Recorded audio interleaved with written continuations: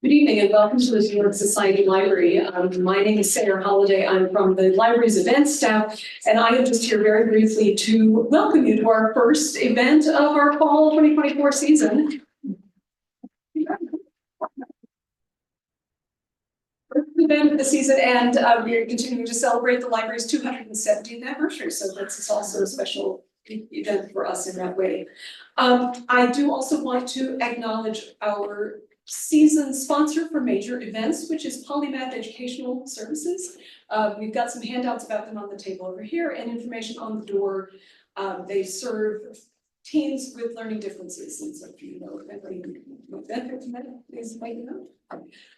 We do have a tiny display of books related to fashion, just a small chunk of what we have in our stacks over here, and there's a couple of copies from our fabulous fashion exhibit catalog there that are free to take if anybody would like one.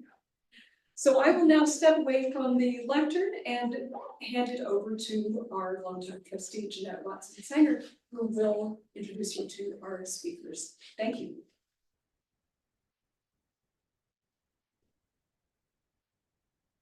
Good evening and welcome. My name, as you know, is Jeanette Sangers, and I'm a longtime trustee, as she said. And as you know, the library is 270 years old, which I guess makes it sustainable. For tonight's event, my first challenge was, what should I wear?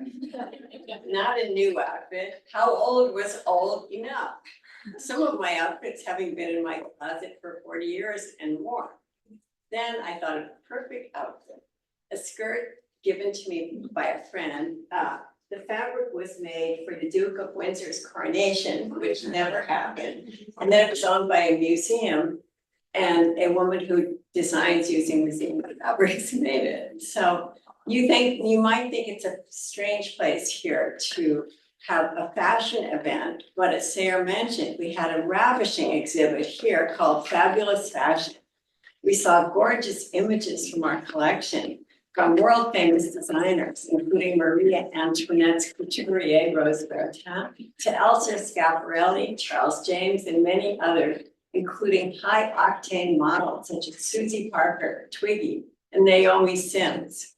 When we first discussed Tiffanie Darke's book at our lecture committee meeting, I had no idea of the negative impact of so much of the fashion industry on our environment. At first, I selfishly resented having the pleasure of one's clothing become politicized. Even our US representative from Maine Congressional District, Shelley Pingree, has taken to mending her colleagues' clothing during sessions, and even spearheaded a slow fashion caucus, what to wear and why. I am relieved to report has many sustainable, fashionable options for us. Tiffanie Darke, a distinguished author, has had a wonderful career, including many fashion-related fields, editor, journalist, author, and most recently, shopkeeper. She's worked for the Daily Telegraph, the Express, Sunday Times Style, and was editor of Harrods. She is an alumni of the University of Cambridge Institute for Sustainable Leadership and a member of the Oxford University Climate Action Network. She works with more than 70 fashion brands on sustainability and is based in London. She has recently been nominated for Woman of the Year in the United Kingdom. Elizabeth Way is an associate curator at the Museum of the Fashion Institute of Technology. I met Elizabeth when I traveled to Delaware to see a fantastic exhibit of Anne Lowe's lovely dresses she curated, including Jacqueline Onasi's wedding dress. Elizabeth is a fashion historian focusing on the intersection of Black American culture, and her most recent project is the MFIT exhibition, Africa's Fashion Diaspora. She is the author of Black Designers in American Fashion and co-author of Anne Lowe, American Couturier. Vanessa Barboni Hallik was the Morgan Stanley managing director. She had quite a change in careers and wanted to create a new version for the future of fashion, showing that fashion sustainability is possible. In fact, two of our lovely outfits tonight are from Vanessa's van. So you can speak to Vanessa about getting lovely. Her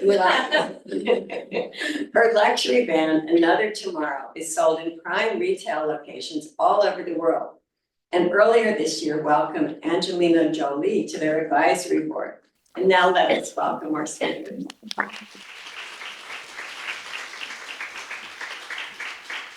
Thank you. Thank you so much. And I have never been introduced to someone who is wearing something quite so fabulous as you. I mean, that is a real piece of history. That really is. And it looks amazing on you. So fabulous. That's really set the tone for fashion for the evening, has it? So this is really good.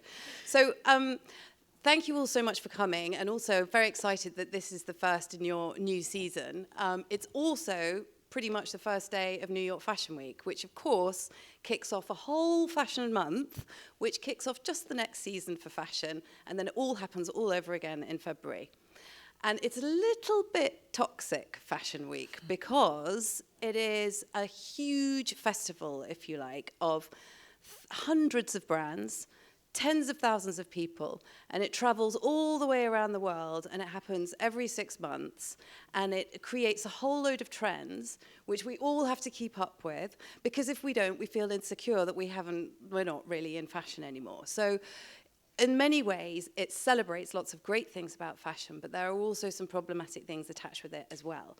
So that's really what we're here this evening to discuss, is how can we celebrate all the really good things about fashion? And there are so many. It is identity, it is culture, it is confidence, it is beauty and joy. And how can we address some of the big problems that we are facing in the world today? So I've got two amazing women here to help have that conversation. We're going to talk for about 40 minutes, and then I'd love to open it to the floor. So please have questions, and we'll get some discussion going.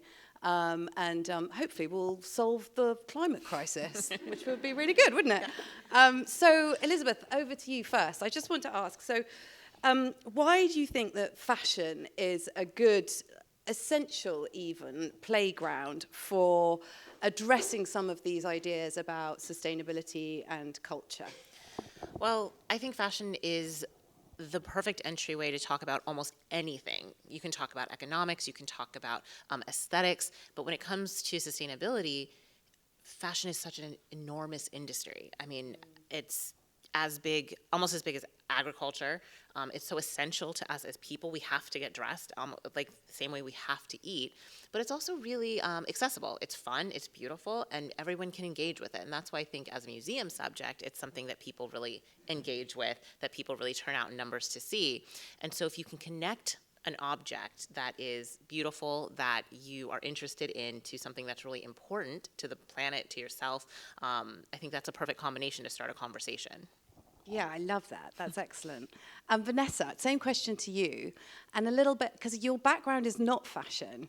You are a fashion outsider. Your background is actually finance. So I'm really interested to understand why you picked fashion and why you, I mean, just very briefly, Vanessa's brand, Another Tomorrow, is one of the very few best-in-class fashion brands when it comes to sustainability. And she founded it with the express principle of seeing if you could build a sustainable luxury brand at scale. Is that right? 100%. Yeah, I came in. Is this one? Hopefully it is. Yeah. Does it? Okay, good. Yeah, it was really interesting. I think in many respects, Another Tomorrow has kind of been my whole life. There we go. Thank you so much. There we go. My whole life kind of full circle. So I'm an Iowa gal originally, and my mom was an artist, and my dad was an early technologist and a sociology professor. And, I went into finance for a whole host of reasons that we could talk about for much longer. But I came out of it because I really saw how powerful it was, the way that we direct capital, because what gets funded is what gets built, and what gets built is really kind of what defines our future. And so that was where I started, and I took a sabbatical after 15 years in finance, ostensibly to do that. I had started to do some early stage investing in climate tech and material science, so I thought I was going to do more of that. And little did I know when I started to kind of pull on the thread of fashion, because I knew almost nothing about the industry. I knew tons about oil and gas and other commodities and what have you, but almost nothing about fashion, I was just completely blown away by not just the enormity of the industry that you touched on, but also the complexity of it. And it's a really interesting systems problem. You can literally talk about anything through the lens of fashion. And I just really felt that the industry was missing a vision for how we could bring it into alignment with the world today. And fashion basically exceeds our planetary boundaries by like 4 times. So basically it's using 4 times the amount of resource for the sector that the earth can tolerate. And we're putting half of the product that it makes in a given year directly into the landfill, which is insane when you think about that. So 4 times our boundaries and throwing half of what we produce into a landfill. And I couldn't unknow it. And it was the very first time in my life that I thought, that's a problem I want to be a part of the solution to. And I didn't know exactly how at first, and I certainly didn't think that the solution was going to be a brand because there's so much stuff in the world, but the brand becomes a blueprint. It does, actually, and I think that you are showing the kind of broader industry about how you can do it as well. Also, quite lovely clothes, ladies and gentlemen, and very kind of like evergreen product as well. Very well made, but we'll talk about that in a minute. So Vanessa touched on it a little bit there. I want to just expand a little bit on what the problem at hand is. This is the book, by the way, everybody. I think you'll be able to buy it afterwards. But what I start with is some quite frightening statistics. So the fashion industry produces 100 billion items of clothing a year. Like 100 billion, that is a lot. Fashion is responsible for 10% of the world's carbon emissions, which is more than all international flights and maritime shipping combined. The average American now generates 82 pounds of textile waste a year. The average garment is worn only 7 to 10 times before disposal. Most of our clothing, about 60% of it, is made from synthetic materials, which means that it's fossil fuel derived, which means that it contains microplastics, and there are now 1 million tons of microplastics reaching the ocean every year. Microplastics are just in our waterways now. I mean, we're never going to get rid of them. 1 garbage truck full of clothes is either incinerated or sent to landfills every second. That is enough to fill 1.5 Empire State Buildings every day. And then finally, the fashion industry is expected to miss the 2030 emissions reduction targets by 50%. So if you talk to any fashion brand, they will tell you, like hand on heart, that they're going to reach the 2030 1.5 warming target. But they are absolutely not, because all of the reductions that they are putting in place does not counteract the amount of volume and growth that they are causing.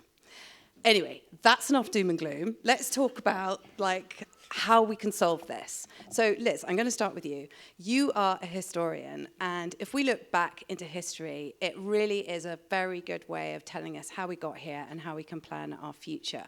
So can you tell us a little bit about what you have learned from history and how that kind of illustrates where we are now? Well, we can look back at historical ways of producing, and they were obviously much more in line with kind of nature and natural cycles because they had to be. People didn't have, chemical fertilizers. They couldn't produce at the scale that we do now. So if we think about any kind of natural fiber, cotton, wool, flax, and linen, like all of these things were produced in season. They had to be. So we can obviously look back at those types of production methods, which are the blueprint for how, we can be more balanced with nature. But we can also look at the American fashion industry and kind of the reasons why it looks the way it does now. So if you go back and look at what we might think of the golden age of American fashion, when we were manufacturing in this city, and we were manufacturing, 80% of this country's clothing right here in Manhattan. Absolutely. So this is the 1920s, up until the 1950s and 60s. But fashion is a really hard business. And the way that the model developed was that designers had to take on all the costs of their collection beforehand. They showed their collection in a fashion show, just like this week in Fashion Week, and then the buyers placed orders, and they had to pay for all of that production up front, and then they ship it to the stores. And if it was late, if it was in any way different from what the stores wanted, the stores would just not take it and not pay them. And so it was a really hard financial model. And so when the corporatization of fashion started to take over in the 1970s and 80s, it just produced a lot more stability. Their margins were always so razor thin, they were able to kind of increase their margins by reducing the cost of labor, and that was all by shipping it overseas. And at first, that was a really good thing, because the scale was much smaller and the workers were not kind of exploited in the same way that they are now. It was like providing jobs for people in India and other places. And they weren't producing at the scale that they're producing now. But because of things like that did make it easier for fashion designers to have a little bit more breathing room, especially economically, that model just grew and grew and grew until we get to where we are now. As you say, we're producing so much. And going back to the idea of probably any business, but fashion, in the mid-20th century, you would never think that growth wouldn't be your goal. You would never think that you wouldn't want to continually expand, make more money, license more products, put your name out there. That was how you got to financial stability and how you, made yourself a legend in fashion. You want to be a name that's remembered, you put your name everywhere. And so you can there's a direct line to, the fashion world as we see it now and its nascent kind of corporatization. Yeah. Thanks, Liz. That's really helpful. So, Vanessa, you enter in 2018, yeah? And what does the fashion system look like, and what are you trying to build, and how are you mitigating against the problems? I come at it from a really weird vantage point, which is through the lens of risk. So I was actually a trader in my finance days, which is like an even more sort of peculiar entry point into fashion. But, when I look at it, it's one of the most speculative industries on the planet. And you just referenced that. Designers are creating all of this collection. They're showing it. They're sort of hoping that, it sticks. And equally, the people who are buying it, are putting their finger in the air to say, if you're a department store buyer, okay, I think that our customers are going to want these brands, and they're going to want, these styles in these sizes at this depth. I mean, that is an equation you literally can't get right. And then there's the weather, because retailers blame everything on the weather. There's the weather, there's trend, I mean, there's, you name it. And so, it's such an incredibly risky industry, and people are just continuously getting it wrong because it's so speculative. And so there's just this huge misalignment between what is produced and what is wanted. So I find that to be a very, very interesting problem to solve. It's part of the reason why, what we're wearing is quite timeless. So you kind of take some of the risk out of the equation and create real longevity.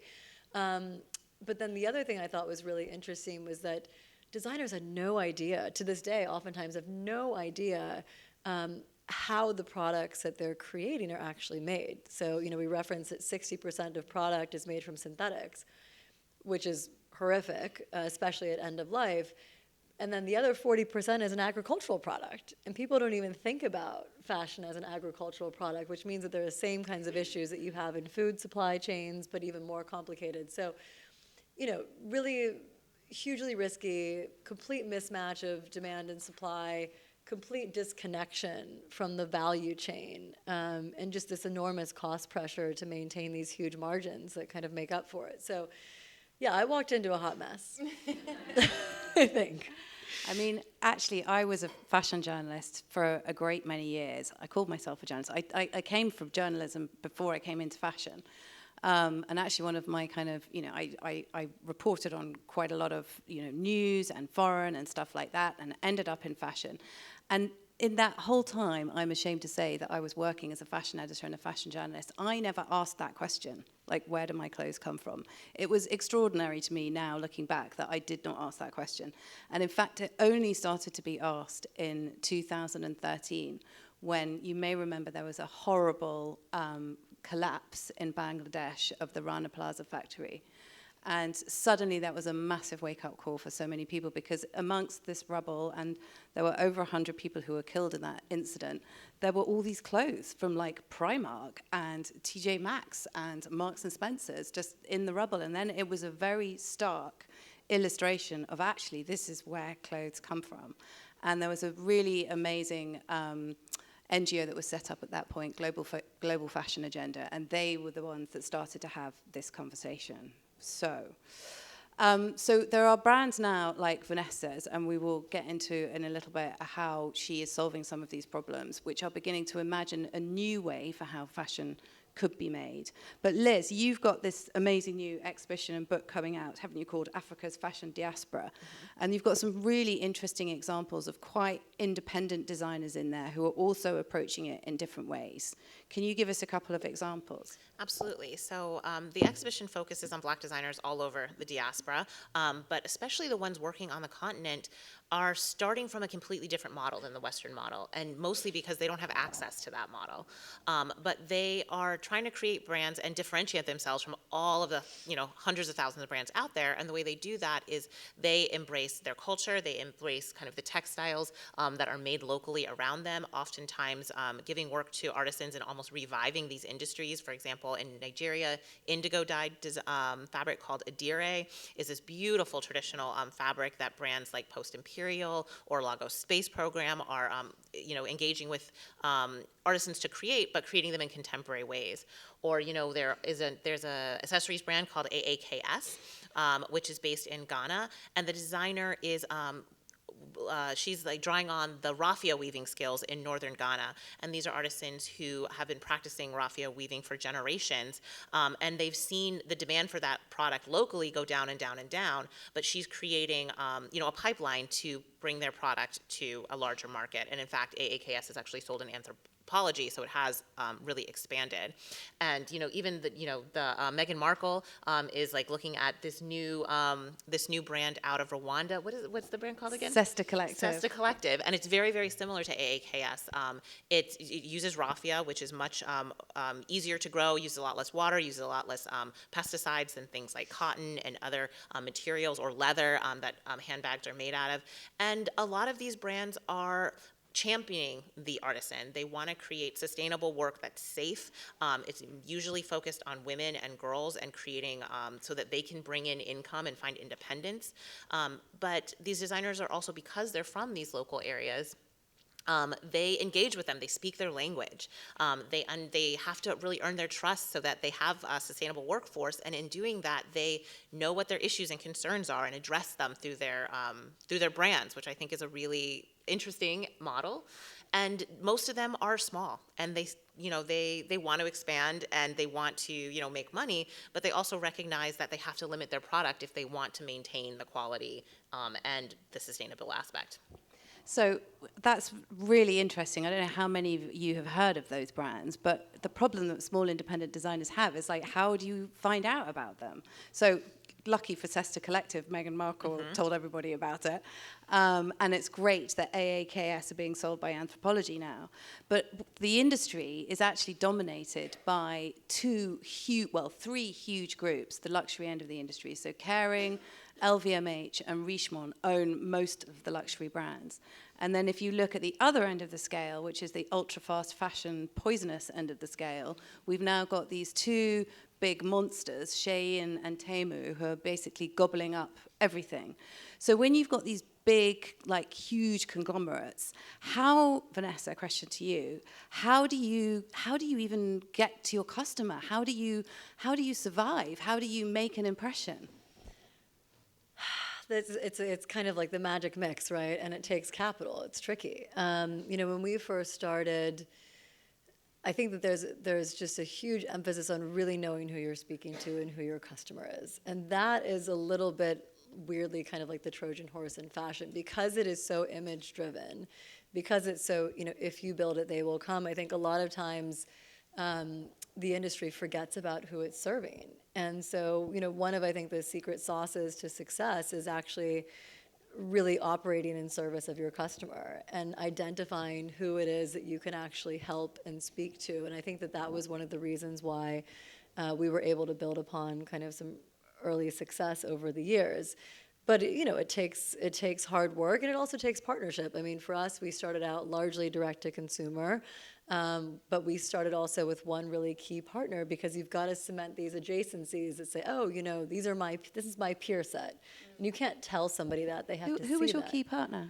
It was Matches Oh, back in the day. Matches was an amazing e-com platform for those of you who don't know it, which celebrated and curated loads of beautiful, amazing independent fashion brands.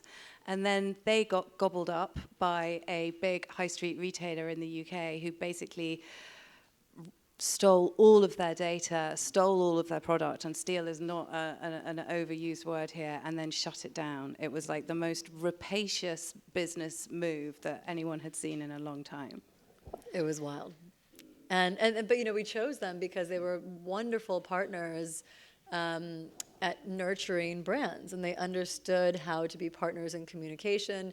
And now we're kind of in many places, as we discussed, which is really important because you have to meet the customer where they are. So you can find us at Bergdorf's and Net-a-Porter and Selfridges and what have you, because you do have to build the point of connection where people's attention and community is. But you have to have partners. It's really, really hard to do otherwise. I want to talk a little bit about consumption now. So obviously, as we've touched on, we have a huge problem that there are a lot of clothes in the world and a lot of brands that are making a lot of clothes in the world.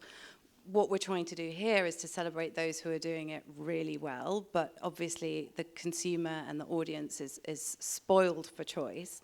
So what happens to all of these clothes after we've finished wearing them is that you probably take them along to a secondhand shop, or you might take them to a recycling bin, and you might feel quite good about yourself because you feel like you're putting it somewhere where it's going to get recycled. But the truth of the matter is that really only about half of what goes in that recycling bin will get resold and reused. The other half will be shipped all the way over the world to the global south, where terrible things happen, which is that these secondhand markets buy these big bales of clothing, which when they open them, only half of it is actually something that they could sell. Most of it is dirty or it is broken. And then all the landfills are full there. And then the local culture, isn't this right, Liz, mm-hmm. that basically is unable to survive because they're being flooded with lots of secondhand Western goods. Absolutely. We see this in so many countries in West Africa and South Africa, and each country has like a different name for these secondhand clothes that come from the West. In Kenya, the name refers to bundles. There's names that like refer to the idea of like bending down and picking up, the action of kind of going through them. And this secondhand clothing actually employs hundreds of thousands of people who go through them, who alter them, who resell them, but it's completely decimated local textile production and fashion design, the fashion design business. In some places, designers have found creative ways to use them. For example, in Kenya, there's a brand called Nairobi Apparel District that upcycles these pieces, and they really have to carefully, the designer Junior Arena really has to carefully kind of curate like what he's able to bring in. You certainly can't upcycle everything, but he screen prints them, and he makes really cool like contemporary streetwear. Or in Nigeria, there's a brand called Enquo that has actually created a new type of cloth. It's called Dakala cloth that is woven from denim, from existing denim. And she works with women who've been displaced from violence within their own countries, trains them to like weave these fabrics. So there are really cool success stories, but that's a tiny percentage. They're still only using a tiny percentage of these bales and bales of clothes. Some people wear them, and there's thriving markets where people can buy these clothes that are used, but often they're just thrown away and put into landfills. Yeah, or they're even worse, they're burned. So peanut sellers will burn them for fuel, and because they're all made of synthetic fabrics, they have really toxic fumes, and then they kind of create loads of health problems for people who are in the vicinity, which is really terrible. So Vanessa, how are you tackling, obviously you are a brand that needs to grow. How are you addressing growth and consumption? I was going to say modest consumption, but how would you phrase it? It's a tricky balance because you do, need to grow. But one of the things that we're really trying to do is help to facilitate people treating clothing like an asset.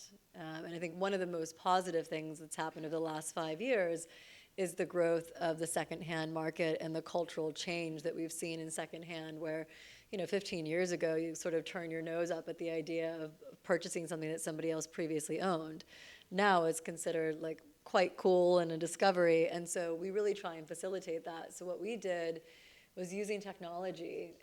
We created a unique digital ID for every garment that we've produced. So even if it looks like we're wearing the same jacket, even in the same size, it's a completely unique digital ID.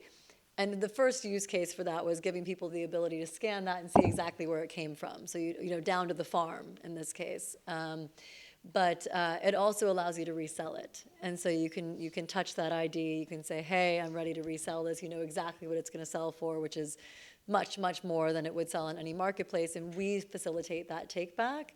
And we facilitate the ability to buy something secondhand from our website. So you could buy like a secondhand blazer and a brand new t-shirt in the same basket. So it really kind of normalizes that. And one of the most important things you can do from a sustainability standpoint is extend the life of the garment. And also make sure that you're actually using what you own. We only actually wear, globally, the average is we wear about 20% of what we own on a trailing 12-month basis. So you think about all the cash that's like locked up in your closet. It's pretty insane. You've got stuff in landfills, you've got stuff stuck in cupboards. And so we really try and facilitate the longest life cycle possible for an item. And also just the behavioral kind of changes that underpin that. So clothing is an asset. So I thought I was doing quite well on the sustainability front after I pivoted and decided that I needed to learn about sustainability. I decided that I would open a store and I would curate lots of lovely brands, such as we've been talking about, and Vanessa's brand is sold in our store as well, in Agora in Ibiza, and it does incredibly well. And it was really to showcase best-in-class examples and also to kind of help people feel like if they wanted to indulge in fashion, that this was a kind of guilt-free way of doing it.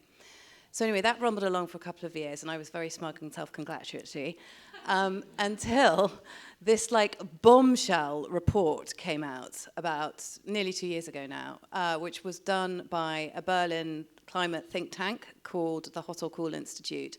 And they basically looked at all of fashion and crunched the numbers and worked out that if fashion wanted to hit the 1.5 warming target by 2030, which is we only need to be we only have to be above 1.5 pre-industrial levels by 2030, then that amounted to basically everybody in the West only buying 5 items of clothing a year, which is quite a low number. It was particularly low for me. But I kind of thought, well, look, you know, if I'm gonna stand by this, then I ought to do it. So I started this campaign, Rule of 5, to see if it was possible to get through the year only buying 5 items of clothing. And you know what? It was the most creative and painful year of my fashion life, because I first of all had to really work out what it was that I wanted to buy, like what were the gaps in my wardrobe, what are the pieces that, you know, if I was going to build a wardrobe going forward now where I only buy 5 items a year, I have to think really carefully about each of those items. Like they have to work really hard in my wardrobe. But then it also encouraged me to do things like delve into the other 80% of my wardrobe that I wasn't wearing and like take that trouser hem up, which was the reason why I've never worn those trousers, and like, you know, make that skirt into something that could possibly work, and that mini dress that I no longer wear anymore because I hate my knees could be a top. And all of these things happened, and then I started to use rental and realized that rental was a really good option. And so basically this whole kind of world opened up to me of things that we could do with what we already had, because I set myself free from that consumer cycle where we're told that we have to buy all of these clothes. And the way I did that was like turned off all of my social media fashion feeds and unsubscribed from all of those emails. And when I did find myself walking down Oxford Street, restrained myself from licking the windows and just like turned off the shopping button. So I think, you know, as Vanessa is saying and Liz is saying, there are things that we can do from an industry point of view in the way that brands build themselves to be more sustainable. But there are also things that we can do as consumers. You know, we can actually take really good care of what it is that we are buying. So I want to talk a little bit about the environment now. And Vanessa, you mentioned that most fabrics are agricultural products. So obviously we've got horrible synthetics, but then we also have agricultural products. So tell us a little bit about the supply chain issues that you found when you, for instance, wanted to buy some wool. Yeah, I was really shocked by how idiosyncratic and severe a lot of the environmental issues are at the end of the supply chain. So in the case of wool, that was actually how it all started. So, we really believe in certification, but because, the product is agricultural and because the context differs in every local environment, I wanted to understand, okay, well, who's the farm at the other end of this? And by and large, I couldn't get the answers to that. So we actually started building our supply chains in Tasmania, Australia. We were introduced, which is, talk about the other end of the world. I actually tried first in the US. Little did I know about the technical parameters of wool and the fact that you basically can't buy merino wool in the US, but anyway, you can't. So we ended up all the way over in Tasmania. And it was really incredible. So one of the first farms that we came across is actually run by a woman who's a former marine scientist, kind of climate scientist, and she took a really holistic approach to the biodiversity on the farm, the land management, the number of sheep that are actually on the land, which determines also the amount of methane that they emit, which is really, really important. And so we ended up building these supply chains literally from the ground up. And so now all of our wool comes from a portfolio of 7 farms. And we're really excited that one in particular is actually net sequestering of carbon. So the farm actually takes more carbon out of the atmosphere than the sheep emit. And they have an incredible biodiversity program. And so we're now scaling that through our brand, but also starting to offer that fabric, hopefully this fall, to other brands because it's hard work and not every brand is set up to do this. So that's just one example. And we said, okay, farm traceability is going to be our North Star. And then we decided, okay, well, we want to do the same thing in cotton, which is a vast commodity market. And we needed to approach that slightly differently. So we weren't buying, directly the bales of cotton from the farmers, but cotton is, uses a really disproportionate amount of chemical pesticides, insecticides, and water relative to its, land utilization. And so organic is crucial, regenerative is crucial. And so that's basically the philosophy that we've taken is farm-level traceability, organic and regenerative agriculture. But then when you've got the wool in Tasmania, Yeah. what happens then? What happened then is you go knock on some doors in Italy and you say, hey, I have this incredible wool that we really believe in from both a sustainability standpoint as well as the technical parameters of it. Because there's this idea that you have to trade down in quality for sustainability. It's absolutely not the case. In many cases, it's actually the other direction. So we knocked on a lot of doors in Italy. We needed to find a mill whose chemical standards, quality standards, water and energy standards met ours, and also was willing to work with like a literally non-existent brand using a painfully small quantity of single origin wool. And so you can imagine how many yeses we got, which was exactly 0. And then we found one mill that said, okay, we'll do it for 10,000 kilograms of wool, which is insane. Like even today, 4 years in, we're not using 10,000 kilograms. But it wasn't a no. How many jumpers is 10,000 kilograms?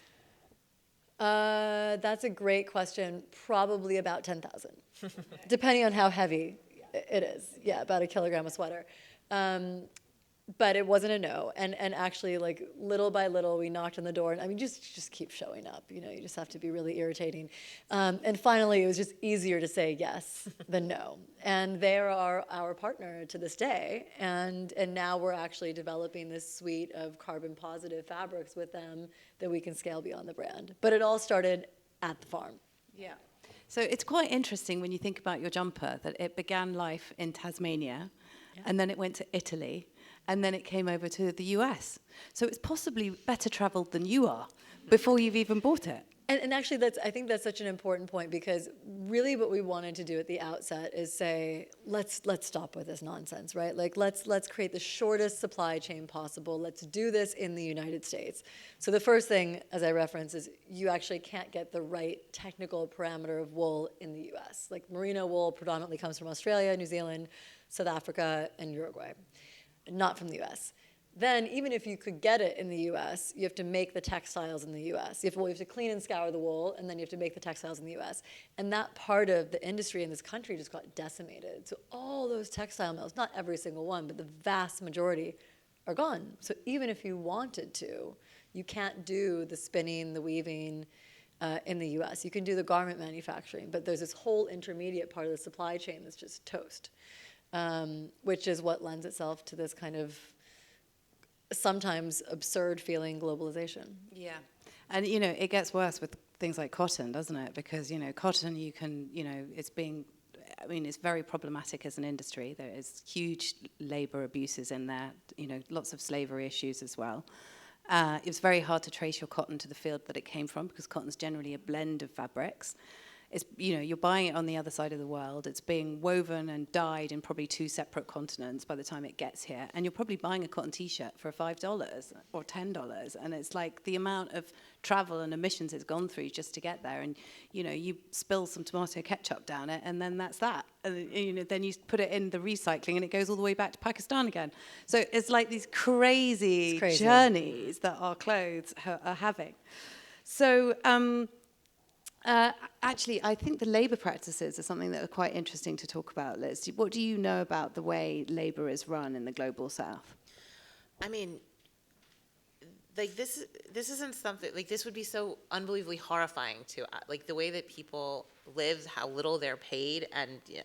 And, you know, the way, if you think about, like, even company towns that, like, ran coal mines in West Virginia in the 19th century, like, it's as bad as that. People are barely paid. They're controlled in ways that, you know, they're basically enslaved in these communities, and they don't have a lot of choices other than that. You know, my mom grew up in Hong Kong, and she worked in factories, and she told me, like, I worked in a textile factory for one day, and she said everyone was coughing, everyone was breathing in that lint, and she said, I went to build radios. She's like, I couldn't do it. And, you know, she could see, like, the toll it took on their health. And, you know, Hong Kong in the 1970s isn't like what Bangladesh is like now. You know, it was sweatshop labor, but it wasn't on the same scale. So, I mean, I think it's, if people actually had to face kind of the labor practices, you could never justify, you know, spending that little on a piece of clothing. Yeah, there's a saying in sustainability circles that if you're not paying very much for your item of clothing, someone else somewhere is paying for it, and it's quite an interesting thing to remember. So, what is the future of all of this? I mean, where do you think the future of fashion is? I mean, obviously we can't, like you say, Vanessa, we're using materials that are 4 times more than our Earth can afford. So, you know, we have to at some point stop, and we hope that a combination of legislation and consumer behavior and good business practice and education will change things around. But where does fashion go in the future? I mean, Liz, you're someone who's really involved in the entertainment side of fashion, so you put on amazing shows at museums and you write books. Where's the future of that? Well, I think hopefully what people take away from an exhibition is that clothes can be special. Clothes can be one of a kind, and especially when we have designers that are contemporary that you can shop after you see, you hopefully treasure that a little bit more. And a lot of the smaller brands that you know, we look at, especially for my most recent show, they are taking a literal slow approach to fashion. Like, they only produce when something gets ordered, and so you have to wait a little bit longer for it. It's like, you know, it's the opposite of fast fashion in that it's so unimmediate. And I think that that's an idea that, you know, it's special, and that's why we wait for it. But one thing that makes consumers willing to do that is that they infuse so much storytelling into their brands. Yeah. And that's something that I think is really important to connect with customers. You can do it through social media at, like, it's a high time cost, a relatively low cost, if, you know, depending on how you're doing it. But if you can build that emotional connection with your customers, you can sell them something that's really special. Hopefully they'll save up for, and, you know, the average person can't afford to just buy tons of this stuff. So hopefully they're consuming a little bit less. Yeah. I mean, I'm just thinking about the way that I enjoy Chanel, which is I don't buy Chanel. I wish I could, but I don't. But the way that I have enjoyed Chanel, particularly over the last couple of years, is I live in London, and there was an amazing exhibition on at the Victoria and Albert Museum, which was the history of Coco Chanel, which is fascinating because obviously, you know, she was making and designing during the war, and she was doing an awful lot of collaboration with lots of textile manufacturers in the UK. She was having affairs with the Duke of Windsor. She was possibly a Nazi collaborator. I mean, there was just like so much interesting stuff going on there. And there was an amazing documentary that was made about her, and there's a brilliant book that has been written by Justine Pickety that is really worth reading. It's a biography.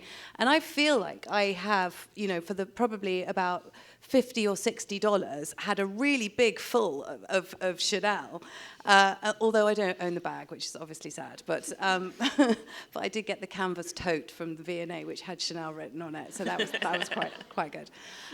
So I do think like entertainment is something to be thinking about, and actually you can see a lot of these luxury fashion brands are beginning to do tie-ups with like Hollywood and Netflix and stuff like that. Like LVMH just did a deal with CAA, didn't they? They put like the creative talent artists in Hollywood. So I think we're going to see more of that stuff in the future, because they know, those big luxury brands, that they can't keep like shilling product in the way that they're doing it, because essentially that kind of big merchandising, and you know, a lot of them it is just merchandise, will not be able to go on forever.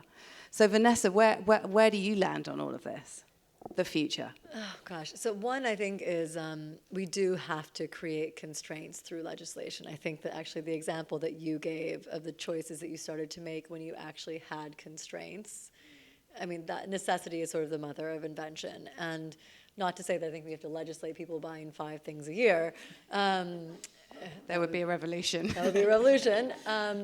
But it is one of the most under-regulated industries globally. And one of the things that we're starting to see is legislation that actually creates producer responsibility. So fashion is a kind of peculiar industry in that it is unlike, let's say, you know, BMW, where they own their factories and they're making the product themselves.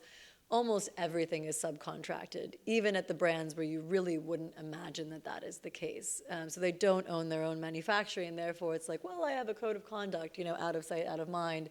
So I think a lot of legislation that's putting the onus back on the brand to say, I mean, hopefully you paid a living wage, but 93% of workers are not paid a living wage, but at least you've respected local legislation and you take accountability for the environmental impact. So that I think is really important.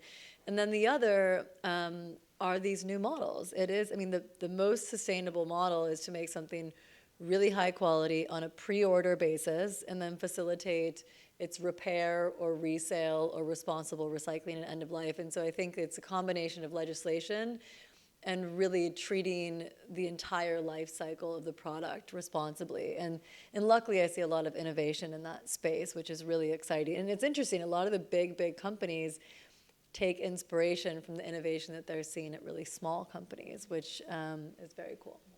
So basically, these guys are the test case for how the industry can develop, which is really, really exciting. So I'm just going to throw it open to the floor now. Has anybody got any questions about some of the things we've been talking about, or anything that we didn't talk about? Yes. Judy, hi. When I think of luxury, I think there's an inherent sustainable aspect to it where there's obviously longevity in the product because of its quality. But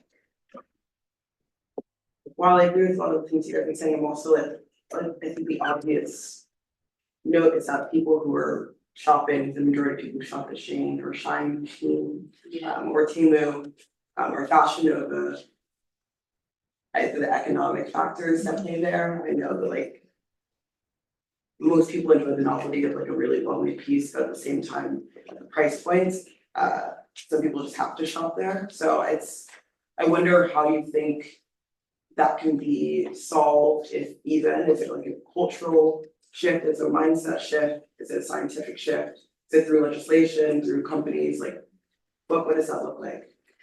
Thank you, because that is actually the elephant in the room, isn't it? Which is that in order to buy sustainable clothing, you need to have quite a lot of dollar. And actually, if you want to indulge in fashion, you can do that very, very cheaply. And if you are on a budget, that's what you're going to do. Vanessa, what's your most successful piece of product? How are you addressing that?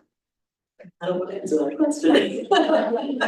No, look, it's not, as you know, I mean, you know, our entry price point jacket is just over $1,000, so this is not cheap. Having said that, we have a resale platform, so I think there are a few different aspects of this. I think one, if you zoom way out, one of the key reasons why we have the level of economic inequality in the first place is that we have these industries that have been a race to the bottom costs, such that the people who are making the clothes are making nothing, and therefore they can't afford anything. So I think there's like at a very high level, we have to deal with the root causes of economic inequality to begin with, which manifest themselves in the price of clothing, frankly.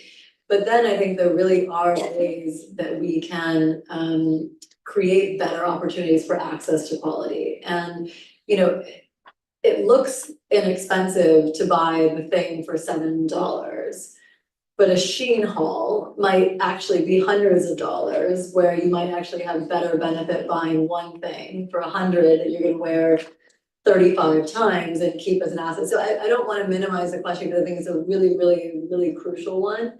But I think it's a combination of creating access pathways to quality through secondhand, through rental models, through fractional models, through the ability for people to retain the value of the item. But we also do have to address, I think, the root causes of economic inequality, because the truth is we're spending far less as a percentage of income today on clothing than we were 50 years ago. Really? Yeah. Yeah, so we spend less, we buy more, but we spend less.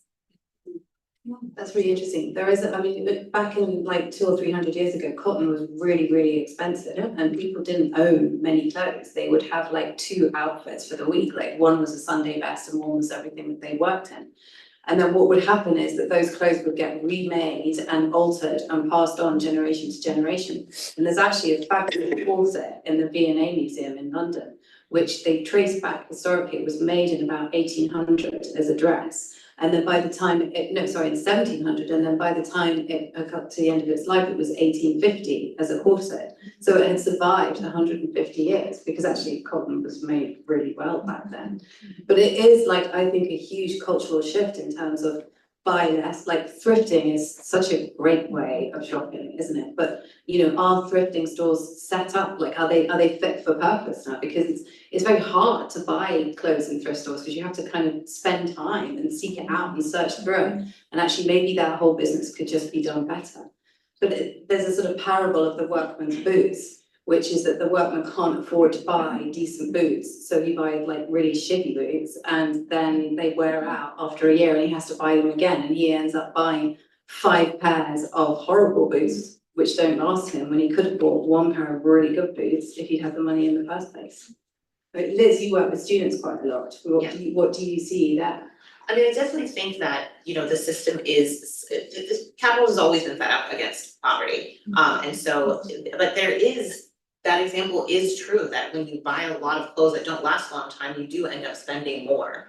But I also think that shopping and consuming clothing, especially really cheap clothing, is also marketed as like entertainment and as an escape.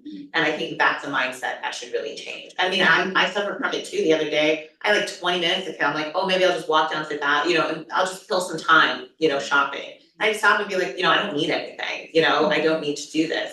And so I think that, you know, when you have limited resources, you do have to put in more time. It's the same with eating healthy. Like, you know, healthier food is more expensive, it takes more time to prepare, and it's the same with shopping. But I think that if you're conscious about it, you really actually will spend less and get more out of it.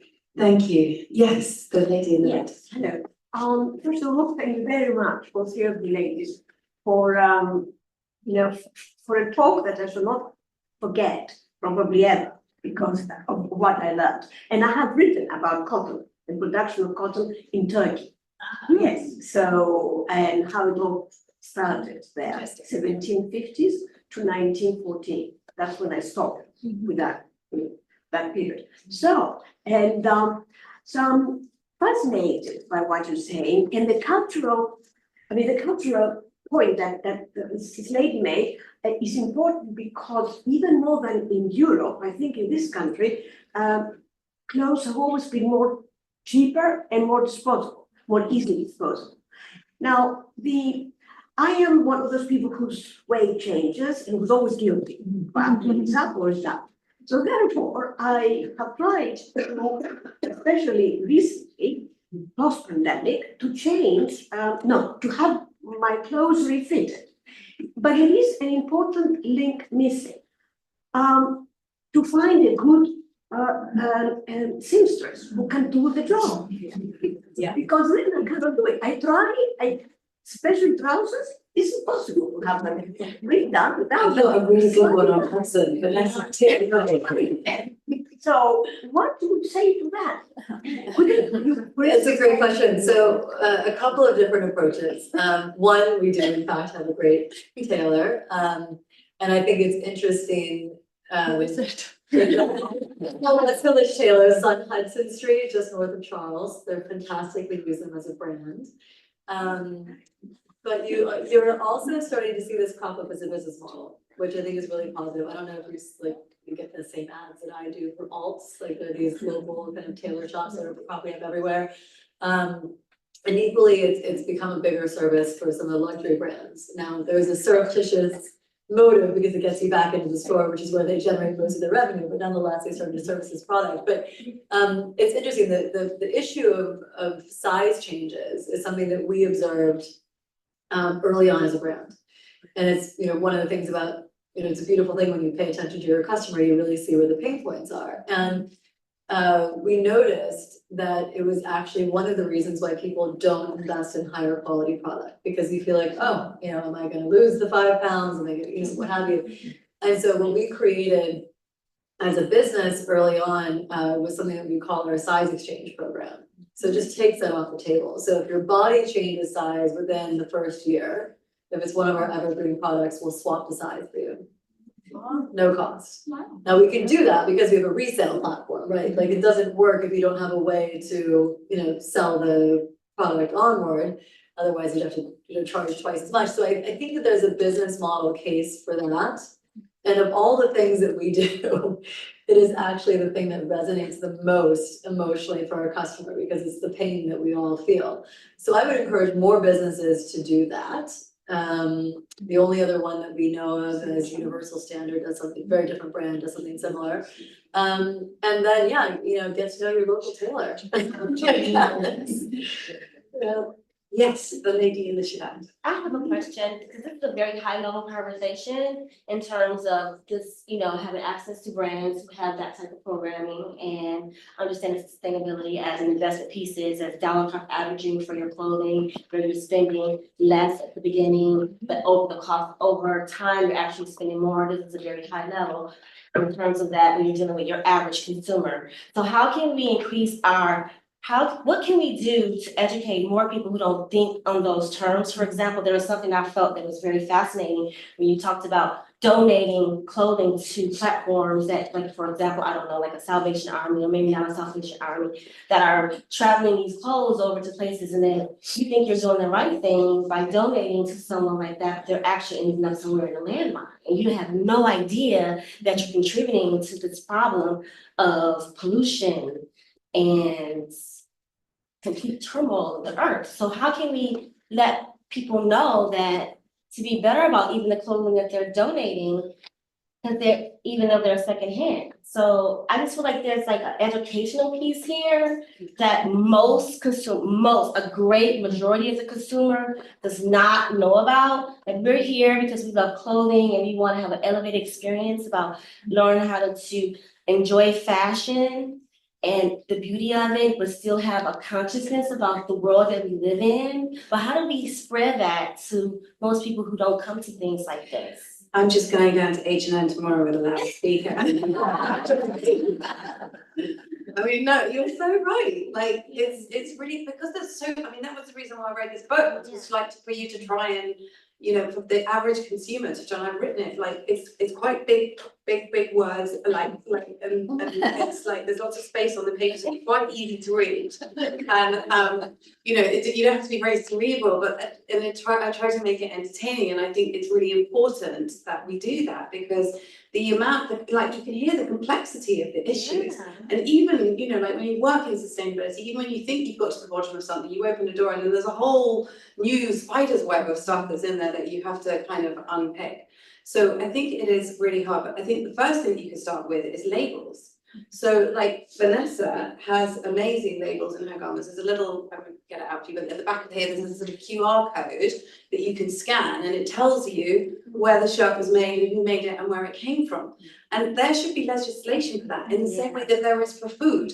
Like, we know with food, yes. Well, I work for Earth Day, which is an NGO in Washington, DC.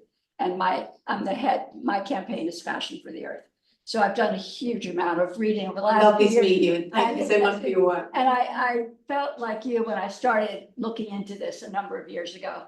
And you come away, when you read the white papers and the science papers and go on the webinars and the podcasts, and you come away with these big sort of neon 42nd Street signs that stay with you even after you've been around it for a while, which are the massive overproduction, the gargantuan overconsumption. And then finally, the only thing that will stop it is legislation. And so I am very much behind the Fashion Act, which is going to go back again do the rounds again. I've given speeches in the garment district up in Albany, but very excited about all the legislation from January to June in the EU.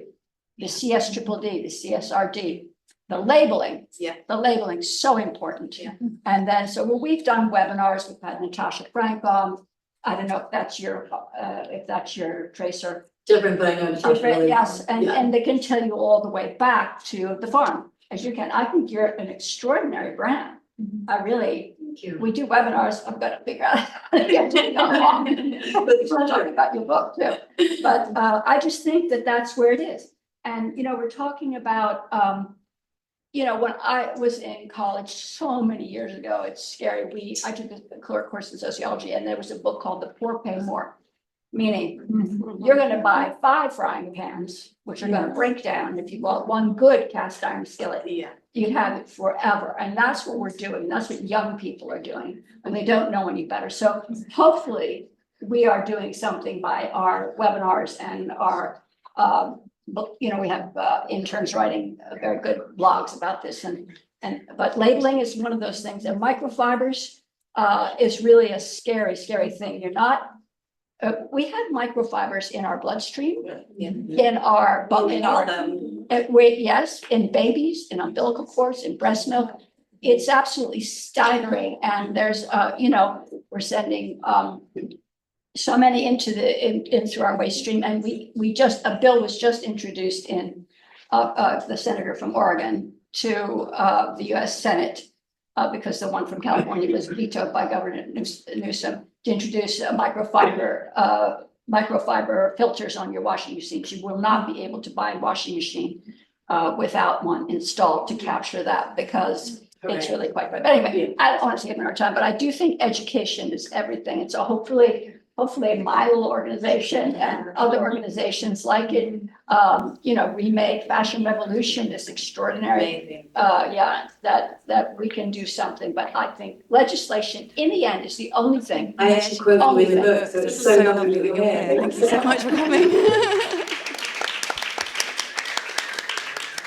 You do an amazing job. I think it touches on things like we think that we only create change through our wallets, right? I think there's like a very American narrative, but we're citizens before we're consumers. And I think what you just talked about in terms of the Fashion Act, if you don't know about it, there is a really positive wave of legislation happening in this country, which really caught me by surprise because I really thought it wasn't going to happen, but it is. And there are all kinds of other idiosyncratic aspects, whether it's chemical pesticides, microplastics, like the ballot box really matters when it comes to fashion. I mean, I agree on the legislation, but also it is about information, and nobody's banning ultra-processed food or really sugary food, but we all know now it's our choice whether we buy that food or whether we choose not to buy that food because it's properly labelled. And there's been kind of government health campaigns and education campaigns to help us understand that. I think we've probably only got time for like 1 or 2 more questions. So yes, the lady in the glasses. So I think along with the labeling and the education piece, it feels like there is so much greenwashing in this industry, and I think, that's a double-edged sword, because it's great that we're having that discourse and we're learning about it, but as a consumer, how do you wade through what is greenwashing versus what's genuinely, a good product? And I think we also often equate, well, if it's more expensive, it must be more sustainable, and that's also unfortunately not always the case. Like, it doesn't feel like again, like you said, you keep opening doors and there's like more issues, but as a consumer, have you? And I think it's shameful, the companies that make green claims when they have not done any of the work that maybe people like Another Tomorrow have done. They're like, 50% recycled material, ethical, good for the world. It's like, I know, and really, what have they done? There is legislation coming in about greenwashing in the EU, actually, about what you are not allowed to say. But Liz, do you want to answer that question? How do you? I think education is a really good place to start. And in answer to one of the things I want to add to your question is, if you learn something here, tell a friend. How does the average consumer find out? Like, talk to your friends, talk to your family about it. But I think the bottom line is you just have to consume less. We do want things, we want to feel good about the things we purchase, but at the end of the day, it doesn't matter if it's recycled, it doesn't matter. If it's organic, we still can't have 100 of them. If it says it's ethical or green or responsible, like that should ring your alarm bells and just interrogate it, okay? But the onus is on the consumer to do the sleuthing, basically. Okay, last question. Yes, the lady is Liz. Immediate question. I'm not sure what I'm trying to frame it in. Well, I work in education. I'm a design professor, right? And each semester I get, I teach 2 classes and I have maybe 17 students in each class. And each semester, the program is growing larger and larger and larger. And we have more and more students coming in from all over the world who want to design clothes. Yeah. Because it's their passion. They love clothing, they want to express themselves and it's by creating garments, right?